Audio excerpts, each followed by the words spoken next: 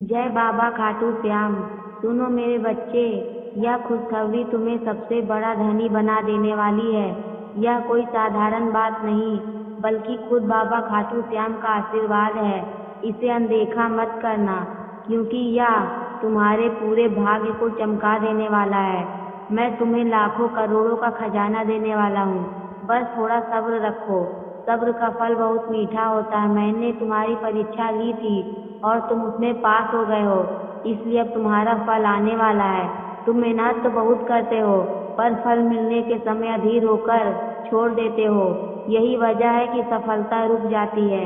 इस संदेश को शुरू से अंत तक पूरा सुनो, क्योंकि तुम्हारे पिछले कर्मों का फल अब मिलने वाला है।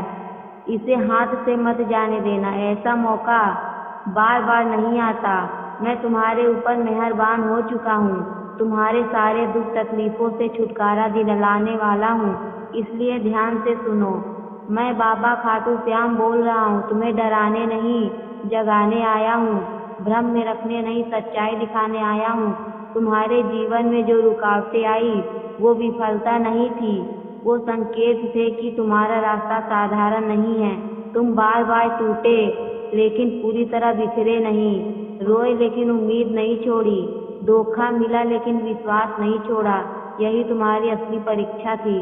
संघर्ष अब खत्म होने के बहुत करीब है। याद रखो, अंधेरा सबसे गहरा उसी वक्त होता है जब सूरज उगने वाला होता है।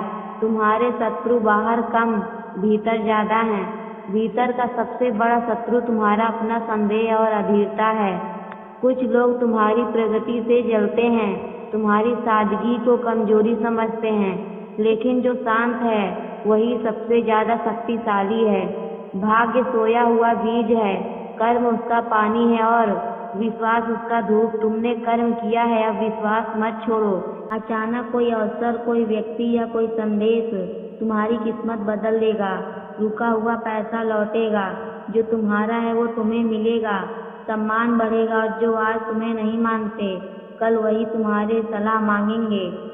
तुम्हारी सबसे बड़ी कमजोरी अधीरता है। हर सुबह सिर्फ 5 मिनट शांत बैठकर जय बाबा खाटू श्याम बोलो, सच्चे दिल से। मैं तुम्हारा पूरा जीवन बदल दूंगा। चेतावनी सुन लो, इस संदेश को हल्के में मत लेना।